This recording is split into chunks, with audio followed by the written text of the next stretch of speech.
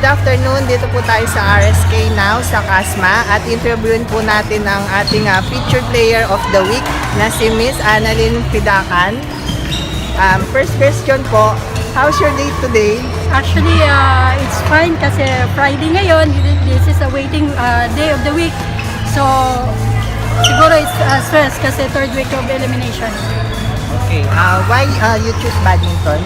In the first place, badminton is an international sport.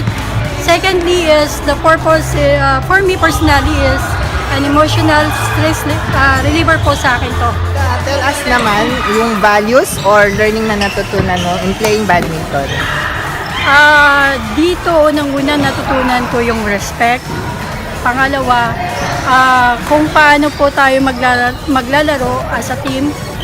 Pangatlo is yung friendship sa other OFW na nandito sa Kuwait. Tell us about yourself.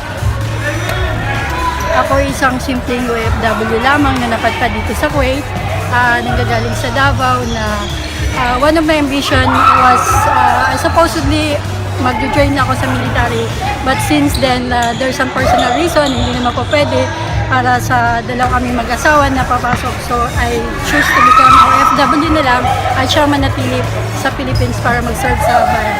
Sabihin mo naman yung unforgettable moments mo dito sa RSK. Wow, unforgettable moment. Siyempre, yung nanalo kami nung partner ko si Norman Dican sa first winning champion namin sa one-day tournament ng RSK. So, ano naman ang weakness and strength mo dito sa sport na badminton? Aminado, hindi naman ako ganun kagaling na player, but medyo nahihirapan po ako sa placing and dropping strategy ng mga opponents. Last message po.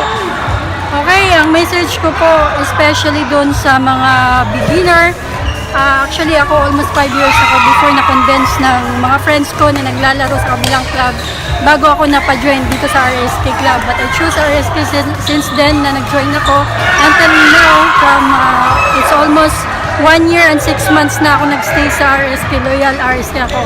Sa mga beginner, so ang payo ko lang, lahat naman tayo nagsisimula sa pinakamababang level talaga kasi yun yung learning category natin, be patient and courage na lang para mag-improve din yung learning experience natin sa badminton.